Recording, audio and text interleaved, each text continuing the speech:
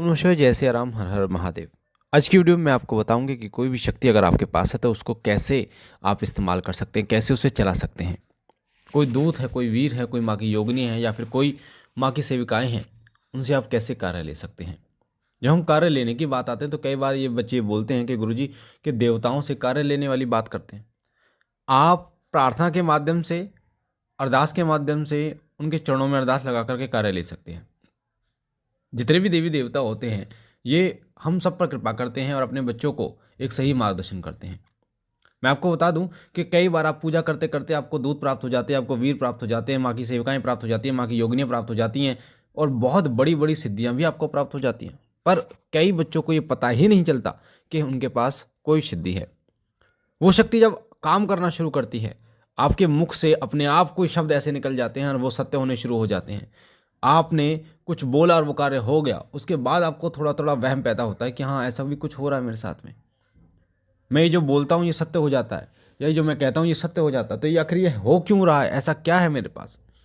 और जब आपको ये पता चलता है कि मेरे पास कोई शक्ति है, तो उसको एक सही दिशा में कैसे चलाया जाए, कैसे उससे कार्य लिया जाए, ताकि आप लोग कल्याण भी कर सके, अपना भी कल्याण कर सके और अपनी रक्षा भी कर सके। तो आज की वीडियो में यही सारी चीज़ें बता रहा हूँ। ध्यान से सुनना, एक एक चीज़ को बारीकी से लास्ट तक सुनना, ताकि आपको समझ में आए।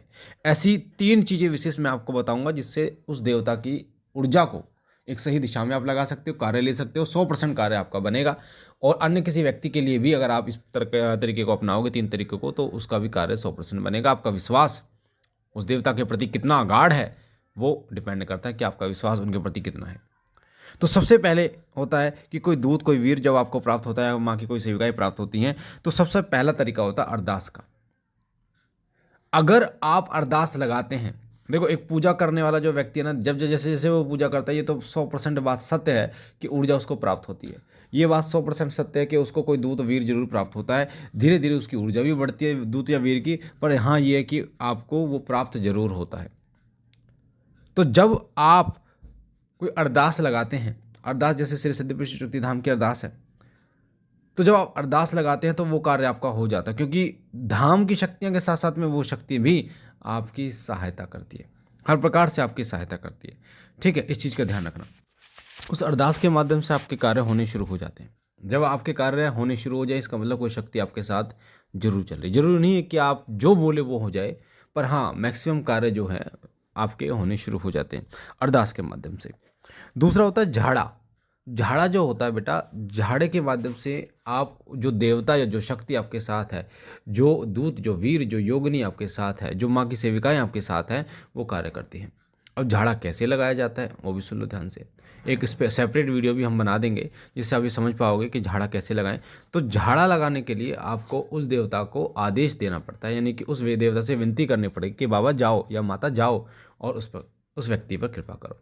अब झाड़ा फ़ोन पे भी लगाया जाता है और झाड़ा वैसे भी लगाया जाता है। तो दोनों अगली वीडियो में प्रॉपर तरीके से आपको बता दिया जाएगा कि कैसे आप झाड़ा लगा सकते हो, फ़ोन पर भी कैसे लगा सकते हो आप, ऐसे भी। ठीक है, कि उस व्यक्ति को तुरंत आराम मिले।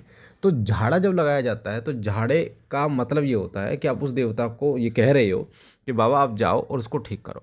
अब झाड़ा जिन चीज़ों से लगाया जाता है वो होते हैं आपके मंत्र। कई लोग 1 मंत्र से लगाते हैं, कई लोग 2 मंत्र से, कई लोग 3 मंत्र से लगाते हैं। अगर आपके पास गुरु मंत्र है तो गुरु मंत्र का झाड़ा सबसे पावरफुल होता है। गुरु मंत्र सबसे ज़्यादा जप करने वाला मंत्र होता है। जितना हो सके आपको गुरु मंत्र का जप करना चाहिए, और गुरु मंत्र का ही प्रभाव होता है कि आप पर वो तीव्रता से कार्य करता है। इसलिए जब आप झाड़ा लगा रहे हो किसी को और उसको आराम होना शुरू हो जाता है, इसका मतलब कोई शक्ति आपके साथ जरूर है, जो शक्ति हर पल आपके साथ है और आपका साथ दे रही है, आपकी रक्षा भी कर रही है और साथ साथ में आपके कार्य भी बना रही है। ये अदृश्य रूप से शक्तियाँ होती हैं जो आपकी पूजा से प्रसन्न होकर आपको मिल तो जाती हैं, पर आपको पता नहीं चलता कि वो शक्तियाँ आपके साथ में चल रही हैं। और तीसरी चीज़ होती है, वो होती है कि 10 रुपये की दरखास्त, 10 रुपये की अरदास हर देवता के लिए कार्य करती है। अगर कोई कार्य ऐसा है जो बन नहीं रहा, या शरीर में परेशानी जिसको ज़्यादा है, या कोई ऐसा व्यक्ति है जिसके पेशी नहीं रुक रही है, इस प्रकार की परेशानी चल रही है, तो आप 10-10 रुपये की दरखास्त अपने उस इष्ट देवता के लिए लगा सकते हैं। उसके ऊपर से क्लॉकवाइज उतार के आप उनसे विनती कर सकते हैं कि बाबा जो भी शक्ति है उसको आप यहीं रोक दीजिए, यहीं स्थगित कर दीजिए। आप दरबार का नाम ले सकते हैं, दरबार के नाम से अरदास लगा सकते हैं।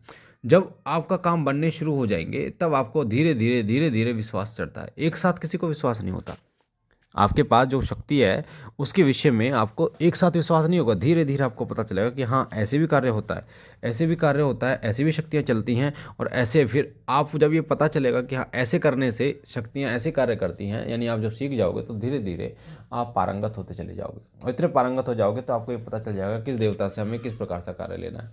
जैसे कई लोग हनुमान जी की पूजा करते हैं, कई लोग बाबा भोलेनाथ की भी पूजा करते हैं, कई लोग माँ शीतला की पूजा करते हैं, कई लोग माँ दुर्गा की पूजा करते हैं, माँ काली की पूजा करते हैं। तो अलग अलग देवता से क्या क्या कार्य आप ले सकते हैं वो आपको धीरे धीरे पता चलेगा जब आप करना शुरू करेंगे। और इसमें सबसे इम्पोर्टेंट चीज़ ये है कि धाम पे दरबार में जो आपको बताए गए हैं, श्री सिद्ध विष्णु शक्ति धाम या शिव साधना के चैनल पर आपको लौंग का हवन बताया गया, बहुत पावरफुल हवन है। बहुत आपके ऊर्जा को कई गुना बढ़ाने का जो श्रेय जाता है इस लौंग के हवन को जाता है। लौंग का हवन आप करेंगे तो 100% आपकी ऊर्जा बहुत तीव्रता से बढ़ेगी। और तीव्रता से बढ़ेगी तो आप खुद देख पाएंगे कि आप जब एक बार आदेश करते शक्तियों को तुरंत कार्य होगा। तो मुझे आशा है ये जानकारी आपको अच्छी लगी होगी। पहली बार चैनल पर तो चैनल को लाइक कीजिए, शेयर कीजिए, सब्सक्राइब कीजिए। बाबा भोलेनाथ सदैव आप पर कृपा करें, अनुकंपा करें। हम मिलते एक नई जानकारी के साथ, तब तक के लिए ओम नमः शिवाय, जय श्री राम, हर हर महादेव।